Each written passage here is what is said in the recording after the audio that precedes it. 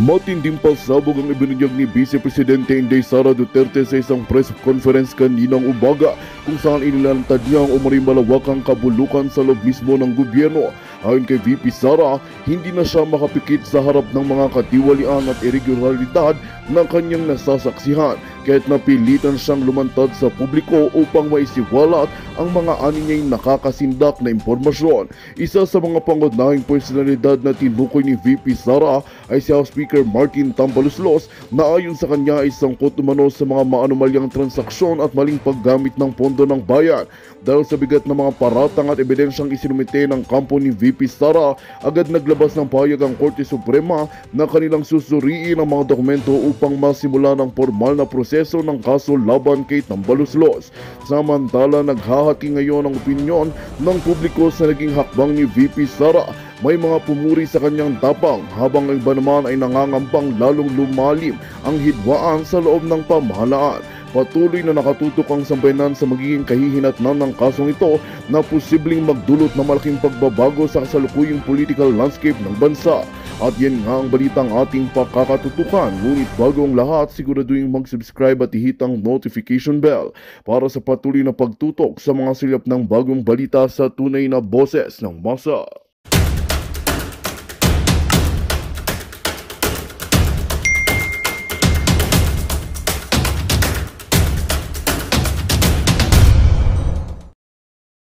VP Sara Duterte hindi na nakapagpigil at binweltahan ng mga congressman. At eto, Attorney Sal Panelo, binisto na naman si Martin Romualdez. At ang pinakamalupit, eto, sino ba to? Si Remulla. Nakalimutan ko na yung pangalan ni Remulla.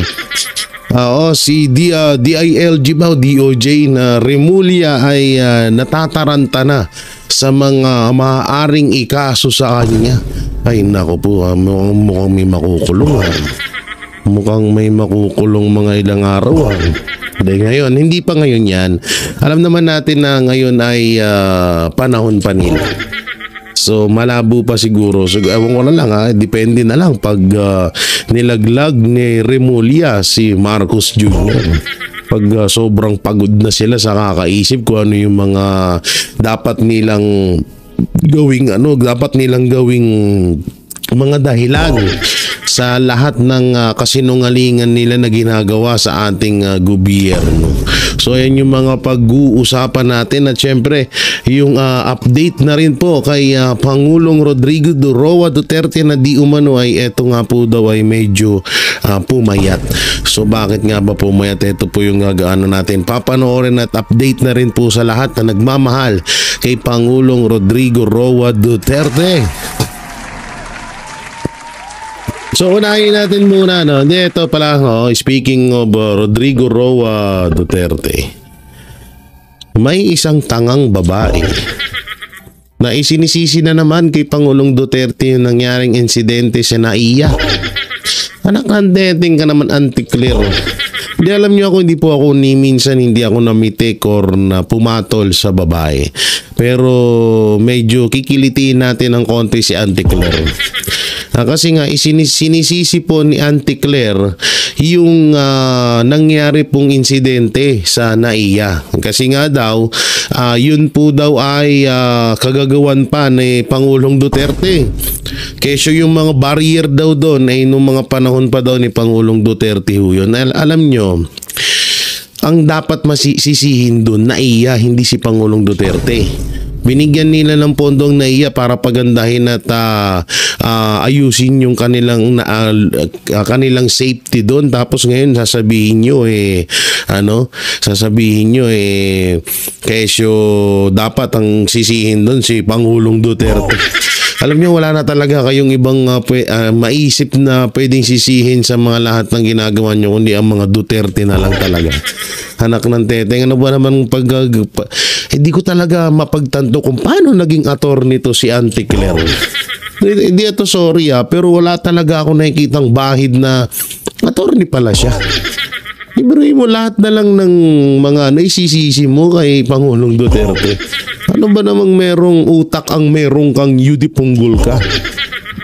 By the way, wow English. O nga pala, may magaganap po na rally dyan sa Liwasan Bonifacio. Pumunta po tayo dyan mamaya. No, punta tayo dyan mamaya. Kita-kits po tayo dahil hindi naman po ako pupunta. Dahil kami po ay may mga dapat pang gawin. Akala mo talaga pupunta eh. Pero yun, tayo ay ako sa may mga kapwa ko dyan, mga kababayan na medyo may bakanting oras po kayo na natitira, punta na ho kayo doon at para magkaisa sa gagawing rally dyan sa Liwasan Bonifacio. Samantalang ito na nga yung latest update kay Pangulong Rodrigo Roa Duterte. So ito po, panoorin po natin si Congressman Pulong Duterte. Ito nga, ito pa pala, isa pa pala to. Tangin ng katangahan talaga nito ni Claire. Kaya ka natatawag na basura. Kasi meron pong interview kay Attorney Claire, kay Yusik Clear Casto. At pala palitan na natin apelido ni na Castro. Casto. So, bakit daw isinisisi kay Pangulong Marcos yung nangyari daw insidente kay Kong Pulong Duterte? Doon daw sa lalaking muntik ng saksakin ni Pulong Duterte. Alam mo, Auntie Claire, wala pong nagsasabing isinisisi dahil yung pagkakataon na ho yun, matagal na ho yun nangyari. At nakausap na po at naging maayos na po yung problema nyo. Ginagawan nyo lang talaga ng issue si Congressman Pulong Duterte para makahalal yung mga bataan ni Marcos Jr. dyan sa Davao. Tigil-tigilan nyo kami ng hinayupakan nyo, ha? Magtutulog kang hinayupak ka. Masyado nang nalulusaw yung utak mo. So ito po, panoorin po natin latest update kay Pangulong Duterte. Pasok. Okay man siya. Medyo namayat gamay mo itong ambagan ng taon. Magyapon, di normal massage. Kaya ito pati yung likod na karon. Yung likod. O gusto niya ipabot sa mga Pilipino na don't worry daw about him because he was born to sacrifice. So mula pa daw sa umpisa, para sa taong bayan yung sakripisyo. Sir, hindi pa kumakain si dating Pangulo, sir? Gakaon siya pero karon medyo namayat. Kita na ko namayat. Ito akong isultihan na taong daghan. Sir, kumusta yung medical, sir? Kompleto yung tambal? naman siya. Healthy siya. Okay siya. Pero namayat lang. Kaya murag niinay. Siguro, sir, dito lang na siya. Bisag ako siguro na ako diya sulod. Gusto laki. 55 days na po ba ya, ha? It's too much. Wala pa pa. Wala. Sir, ano sa imong message para sa mga kababayan nato na nagsuporta sa imo actually? Sa currently, sir, ang PDP laban na sila'y kibuhat na murag political gathering. Salamat kayo sa mga Pilipino, labi na sa mga Davawin nyo nagsuporta sa ako. Hantod karon, salamat sa inyong pagsalig. Kunya na po dito ipapa si Presidente, gusto niya one word lang, salamat daw. Salamat. Mura daw. Yan ikasulti sa inyo. Wala siya additional kung sa maabot na election. Mura to. Choose unsa tayo sulti. Kay nagsugod daw ang Pilipinas sa struggle. So, choose a leader na fit to govern the Philippines. So yun nga, ang pagkakasabi dito ni Congressman Pulong ay medyo nangayayat si Pangulong Rodrigo Roa Duterte. Siguro dahil sa mga pagkain at sa taas ng, sabihin na natin siguro sa gamot, sa palagay ko naman about sa stress. Kasi hindi naman syempre ikaw ba naman, kahit din naman ako siguro mapasok ako dyan sa ICC, medyo talagang malulungkot ako kasi hindi katulad doon sa Davao. Sa Davao kasi napakaganda po ng klima doon dahil napakalinis po ng lugar na yun. Sobrang linis ng lugar ng Davao at kapag ikaw ay nandoon, talagang tataba at talagang lulusog ang iyong pangangatawan. Pero ito naman, good news naman po yung sinabi ni Congressman Pulong Duterte dahil nga po na itong si Pangulong Duterte ay healthy naman po at wala naman daw iniindang sakit. Yung nga lang medyo nangayayat siguro nga dahil siguro sa pagkain dyan sa Netherlands. Kung ang Gabriela at makakaliwang grupo na is paimbestigahan ng issue involving nyo, ano pong masasabi ninyo na sinasakyan ng CPP, NDF ang issue, ito'y mga grupo kalaban ni dating Pangulong Rodrigo Roa Duterte? At tubangod sa nilang issues kidnapping. Convicted mo na sila? Yes. Yung mga wala po ng priso na. Sa pool na naman si Inday Castro. Ay, Auntie Claire, yung tita mo, yung pinsa mo, sa pool na naman. Oo, binakbakan na sa pool sa ngala-ngala. Oo, sa pool na sa pool. Oo, convicted daw. Sabagay, totoo naman talaga eh. Si Franz Castro po na tumatakbong senador ngayon, no, na ano po yan, tawag dito, convicted po yan. Pero malaya. Yan nga po yung isa naming pinagtataka na kung si Pastor Apollo Sikibuloy na wala namang ginawang kasalanan at tumutulong pa sa mga kababayan natin pero kinulong. Nagbabalita lamang po or nagsasabi lamang po ng katotohanan na kabulustugan ng gobyerno. Samantalang si Franz Castro na isang NPA ayon kay Joe Masison at etong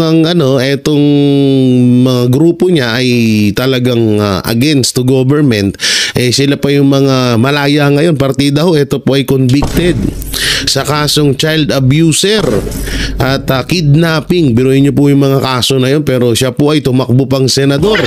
At ang masaklap pa ho nito ay nakakasama niya po ang presidente ng Pilipinas. Bali isa po siyang congresswoman ngayon sa saan ba distrito yung hayop na yun? Hindi ko alam kung saan distrito, wala kasi akong balita niya sa inayupak na yun. So yun nga, magsasampata ng putangin ng itong mga to. Talagang ito, tingnan nyo, may isip nyo maigi. Bakit nilabas ang video na yon na matagal na? So ibig sabihin may plano nga talaga ang administrasyong Marcos o ang mga anti-Duterte na gamitin yung video na yon para masira si Congressman Pulong Duterte doon sa lugar ng Davao. Kaso hindi naman tanga-tanga yung mga taga Davao. Hindi naman kasing hindi naman katulad nyo ng mga Tolongges. Oo, matatalino ang mga taga Davao. Mas pipiliin nila ng 1 milyon or 1 trilyon na beses ang mga Duterte kaysa sa mga Nograles. Tandaan nyo yan. Hindi nila ipagpapalit yan. Kaya kung matatalo ang mga Duterte sa lungsod ng Davao, isa na ho yung pinaka madayang eleksyon na mangyayari sa kasaysayan ng Pilipinas. Ako na nagsasabi ho sa inyo. Tangina, anong kinalaman mo doon? Tangina, ikaw nga convicted ka, kidnapping, child abuser, tapos doon sa kaso ni Pulong ikaw magkakaso. Kung totoo man to ang kapal ng mukha mong hayop ka. Nahayop ka tuloy. Tuloy natin. Kira magmama dahil mga bahay, makabayan. Niagi tatanan sa Congress. Nagtuhumugwa ko kabalog pilay yung ginadawat. Ayaw ko ninyo agita, kinakilistahan. Righteous na kayo mga naiwaam. Mga panuhak, pila ka bata ang namatay tungod ninyo. Based on hearsay sa inyo na pagkasuhan. Anak ko yung ito. Kung sa tambayan, salamat kayo sa inyong suporta kang presidente, sa akong igsoon kay BP Inday, o sa among pamilya. Daghang kayo salamat. Pangayoon na po namo nga padayon ang pagampo para sa health sa among amahan. Salamat. Yan so yun nga narinig ho natin doon yung planong pagkaso ni Castro at yung kalusugan ni Pangulong Duterte. Pero ayun nga po, maraming salamat dahil yan sa patuloy na panalangin nyo kay Pangulong Duterte. So dito naman tayo sa isang balita. Sana yun, ito yung kay sino ba tong inayupang na to? Yan, si Boying Remulla, ang isa sa mga aso ni Martin Romualdez at ni Marcos Jr. So ito, panoorin ho natin. Comment ako sa your activity ano pong mangyayari? Sasagot ka. We will answer. Sir, ano po yung lalamanin nitong sagot? Sasagutin namin yung bawat issue na nilabas doon. Na everything that happened was within legal bounds. Lahat naman yan according to law.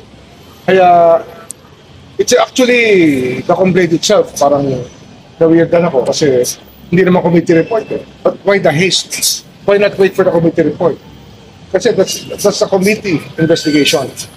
What was contained was a chairman's report. So that's a little strange. But anyway, we'll answer it. Sir, do you think this will be enough for Senator Ay once na you submit your expectation? Pagtapos ng election, tama na yun. Kasi parang in-aid lang yan. Parang gusto lang talaga makakuha ng publicity tungkol sa election. Wala tayo magagawa.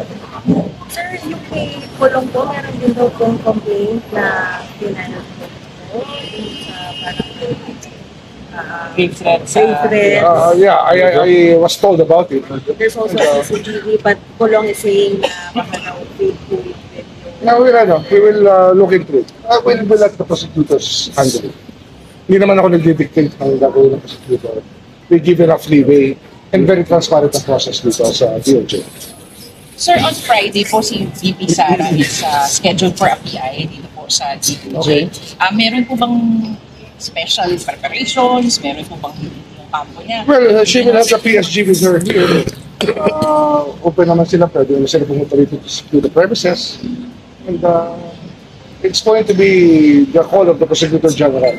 Hindi po ako nag-handle ng preliminary investigation. Sir, Anson Ke, meron po pa tayong update on that? Anson Ke, I will be meeting with some of the police officers this afternoon. Nakakausapin. Tatanong ko na rin.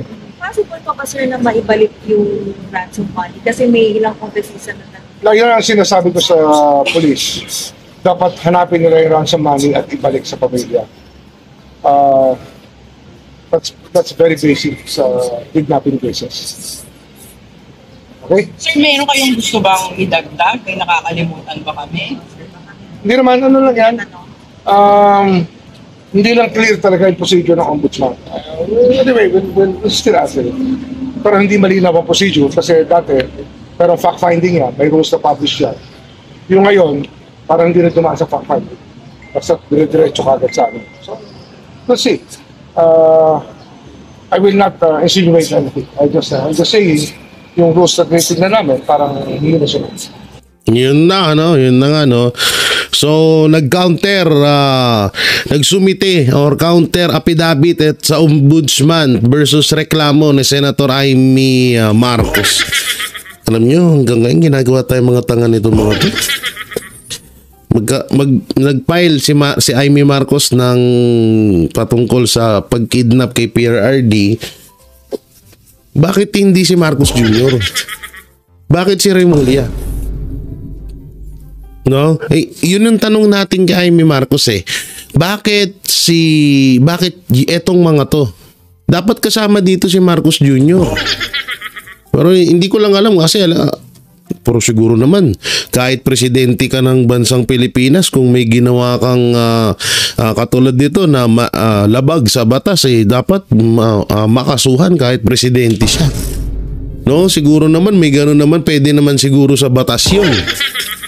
Di alam nyo, itong mga to, sila Remulla, Torre, Marbil, Pajardo, yung magkapatid na Remulla, si Marcos Jr. Alam nyo, alam ko, nararamdaman ko rin kayo na nanggigigil kayo sa mga to. Ramdam namin yun, hindi ko itinatago yun sa inyo at nakikita ko yun sa mga mata nyo.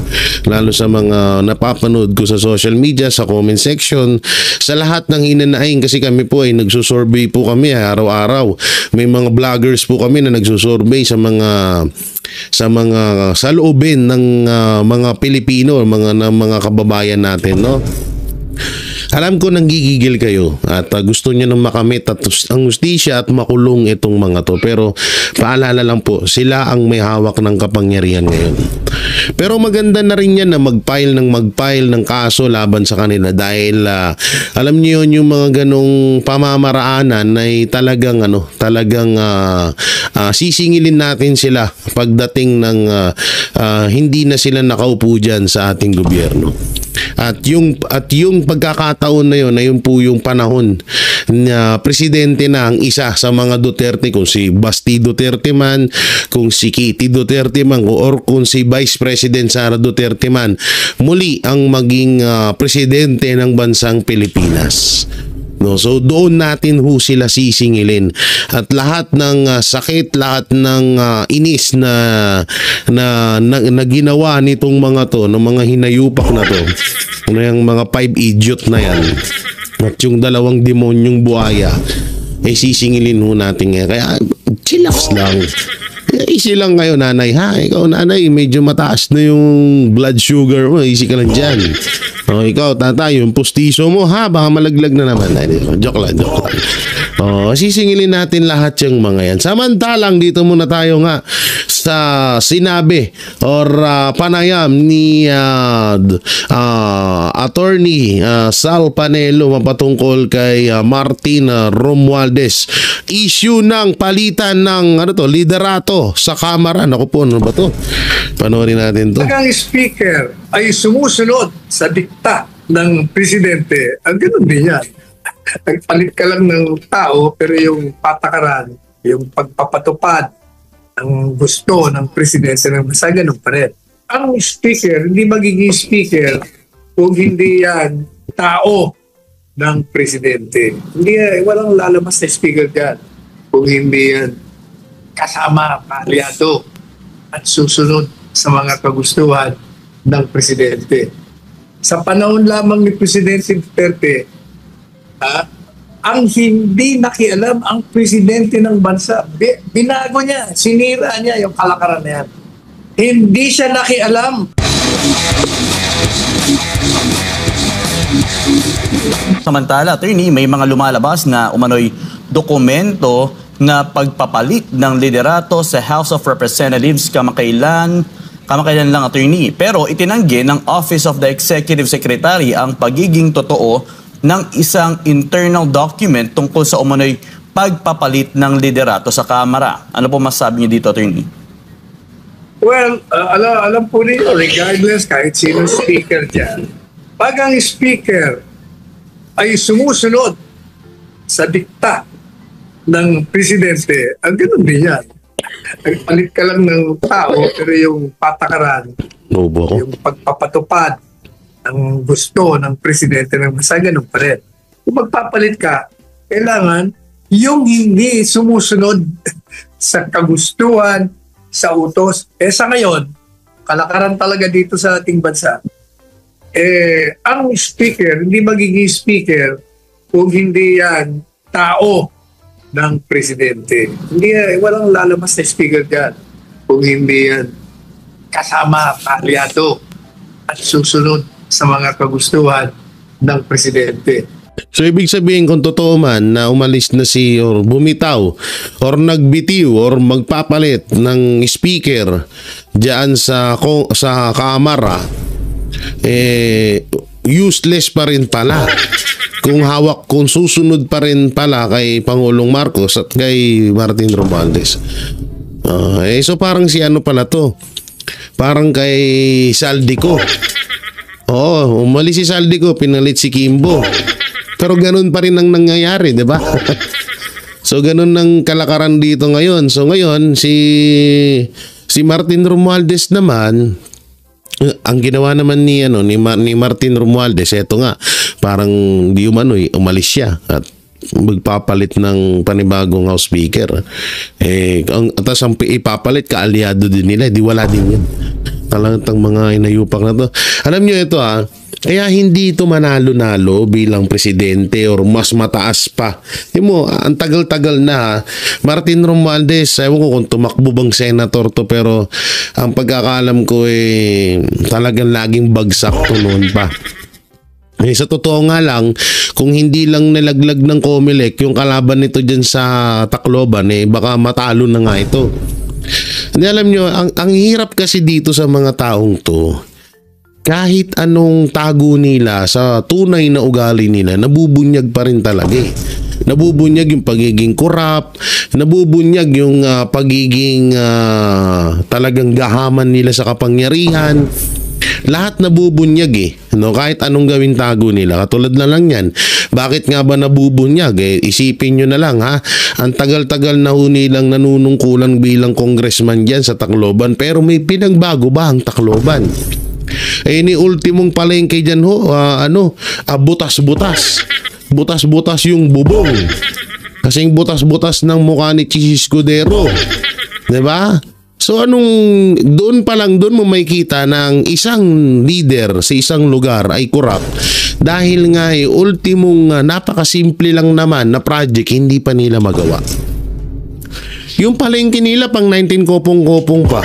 Hindi ko po nilalait ang syudad ng Tacloban. Sinasabi ko ito dahil gusto ko pong mabago na. Gusto kong maging maganda ang lugar o ang palengke. Kahit palengke man lang dyan sa lugar ng Tacloban. Lugar ng Leyte kung saan yung nasasakupan nitong mga Romualdez.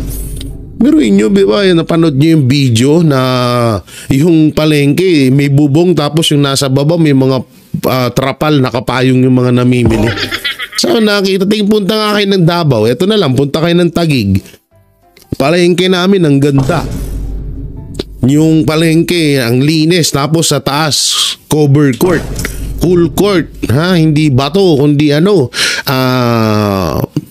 sa kahoy na ang tawag dun sa sa parang pang PBA po or tabla kung tawagin ng court dito. Ganun dapat, 'di ba?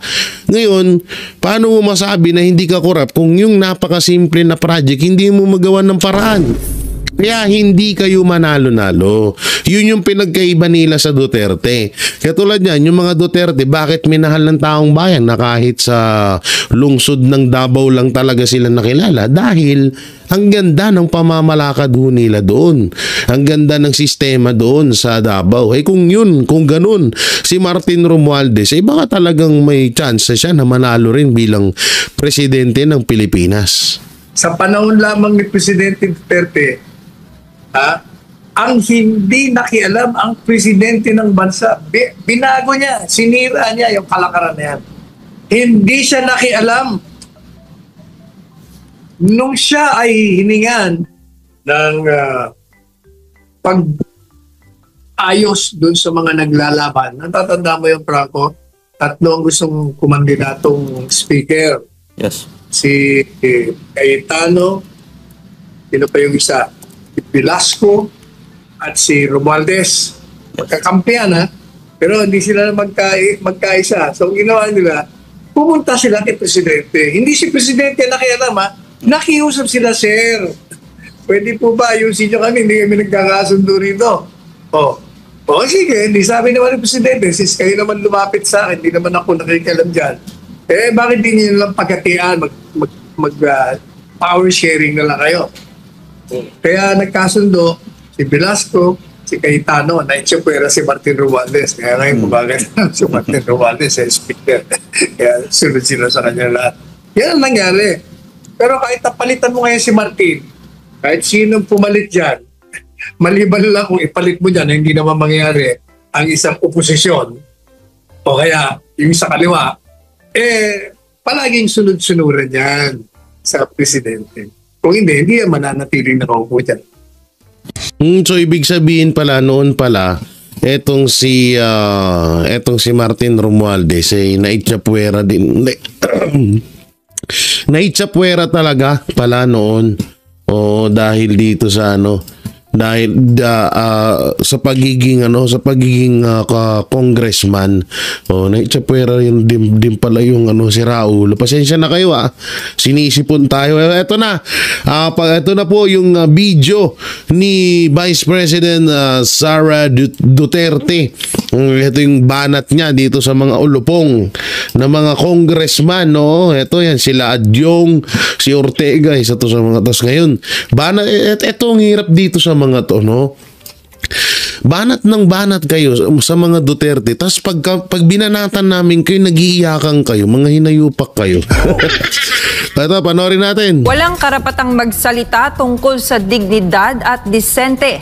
Yan ang matinding banat ni Vice President Sara Duterte kina Representative Zia Alonto Adyong at Deputy Majority Leader Paulo Ortega na tinawag niya ring produkto ng warlordism. Si Jason Rubrico magbabalita. Hindi pinalampas ni Vice President Sara Duterte ang panawagan ni Lanao del Sur Representative. Magandang balita ang hatid namin sa inyo ngayong araw. Sa pagtatapos ng aming balitaan, nagbigay kami ng mga mahalagang impormasyon. Maraming salamat sa pagtutok at pagsuporta sa aming programa. Huwag kalimutang manatili sa mga susunod na araw para sa mga bagong balita at mga kwento na dapat nating abangan. Mula sa Boses ng Masa, magandang araw, Pilipinas!